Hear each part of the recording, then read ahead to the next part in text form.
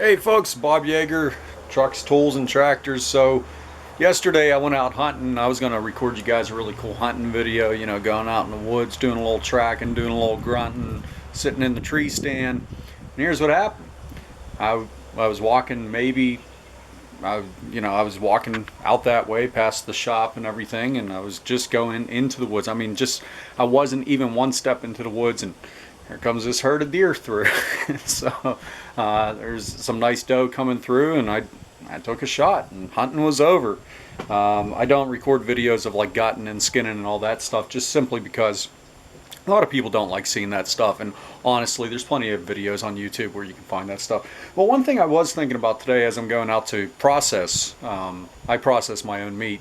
So as I'm going out to butcher this deer and process it, I wanted to show you some tools that I don't think a lot of hunters think about when they're going out, and what happens after the hunt. You know, I mean, because if you're not prepared, you're going to find yourself running back and forth getting things that you need and not having enough time to process the meat properly or field dress properly. So I want to show you some things here. So let me turn my camera around here. I know, professional camera work here. So this is the crossbow that I just picked up not too long ago.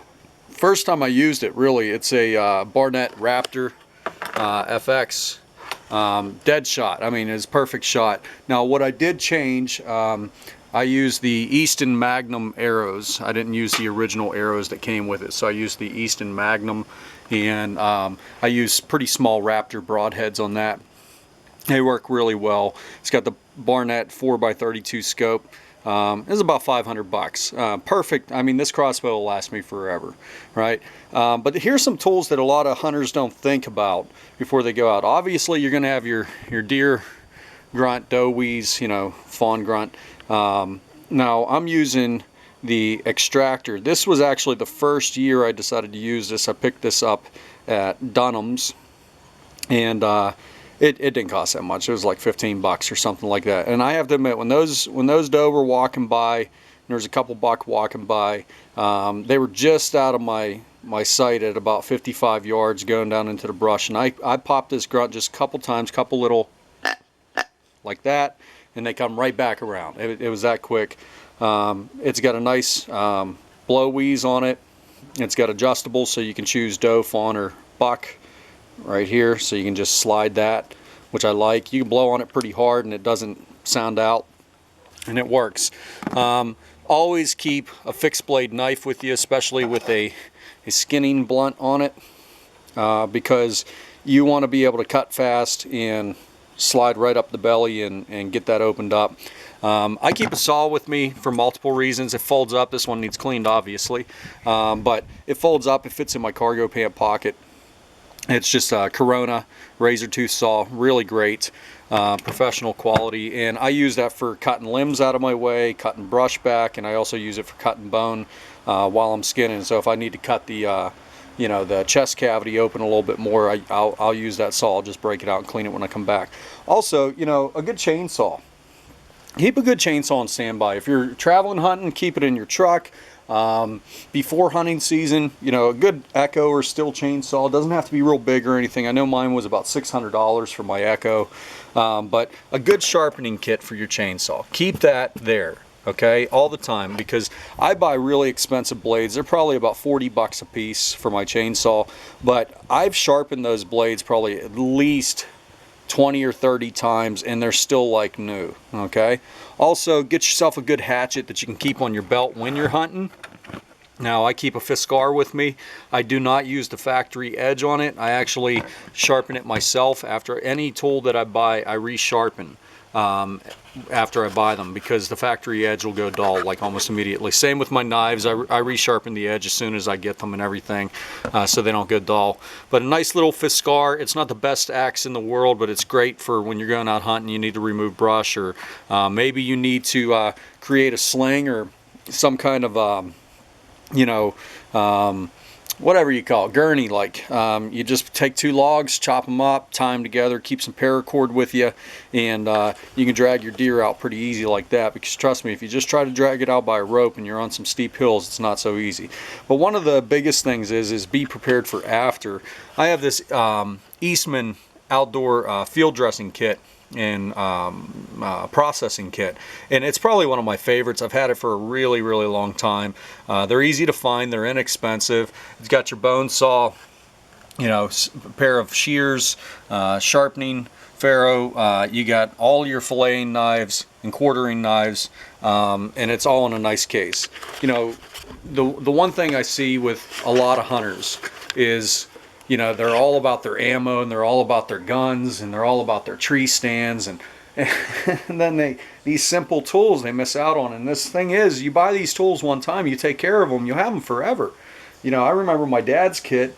It was in a wooden box. I think it probably belonged to my great-grandfather. I have it around here somewhere. It has an old hunting knife in it.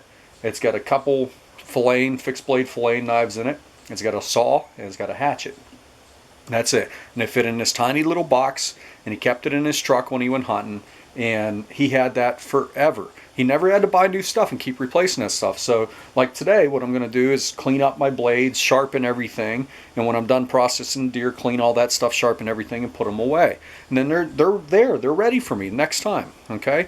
Now, if you looked at this whole collection here, let me change my viewfinder. If you look at this whole collection here, not counting the crossbow, but you're looking at about $100. Okay, so it's not top tier stuff. It's not like, you know, you're buying these big brand names. I think even the hunting knife itself is just a Winchester I picked up at Walmart. Good fixed blade. It's nice steel. It sharpens easy, and that's all I really need. I mean, I'm not using it every single day. I'm using it when I'm field dressing a deer. How many times a year are you going to do that? Me, 6 maybe. You, what? Who knows? You might take one deer a season, right? You're going to have that forever. It's going to take care of you forever. So sharpen that blade, clean it up real good, oil it up, put it back in its sheath. But also, I carry that knife with me everywhere. Anytime I'm out in the woods doing something, anytime I'm working on stuff, it's on my belt, and I always have it there. It's always good to have a fixed blade. My hatchet, it's my axe, it's always on my belt. My saw is always in my pocket. My filing kit for my chainsaw is always with the chainsaw. I always have that stuff with me. Now, I like to talk about things like, you know, just working on the truck or working on the tractor with the kids and stuff like that. And I'm going to be releasing videos like that. But around this time of year, I really, I get, you know, my dad's gone. We used to hunt together. My grandfather and I, we used to hunt together. And, you know, around this time of year, I get a little nostalgic because they're not around anymore. But here's what I can tell you about those guys. They pass down skills to me. And I'm 37 years old. I'm not very old. But they pass down these skills to me on starting my own fires, even when it's wet and cold out, all these different things. And those skills will carry with me for the rest of my life. And I teach my kids. My son's 6, my daughter's 9. I teach them those skill sets too, even now. They will have those skill sets for the rest of their lives. If there was a young guy that came over my house the other day, he was helping me drag a deer out of the woods. And I was teaching him different things about tools you should always have on you. And you would have thought he had no idea what I was talking about.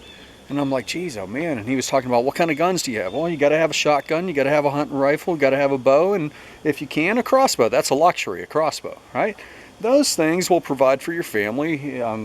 The shotgun could be for home protection or hunting or whatever, but those things are the basics. And a pistol, a good pistol, Glock 19 like I have, right? But what I'm getting at here is you got to pass these skill sets down, but before you can pass them down, you got to learn them, okay? So I'm hoping that for some of you younger guys, and even for some of you guys out there that are just getting started in all this stuff, I'm showing you that this process doesn't have to be expensive. Sure, when you first start out, you're going to save some dollars and you're going to buy some stuff, but buy stuff that's going to last you, that you're going to keep for a long, long time and take really good care of it and learn how to take care of these things. Like when you sharpen a blade, make sure you oil those blades when you put them away. That way they don't pit or rust or anything like that or tarnish, right? If you're getting field dressing kits or butchering kits like this one here, get stainless. You know, spend the extra money to get the stainless steel, right?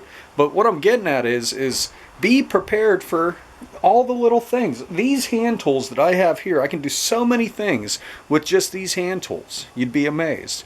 So just a little video I wanted to put out there for you, and hopefully it helps out. Sorry about the lighting. I'm standing outside. It's morning time, but I'm going to go butcher a deer. Maybe I'll even show some cuts later on a video, or maybe some photos or something like that, showing you how I make some different cuts for deer. I think this one's going to be mostly ground meat.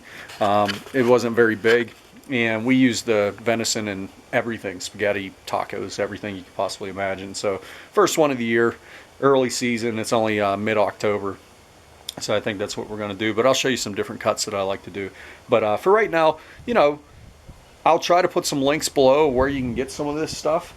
It's fairly inexpensive. You're not going to spend a lot of money on it. And like I said, you're going to have it for years to come as long as you take care of it. All right, take care.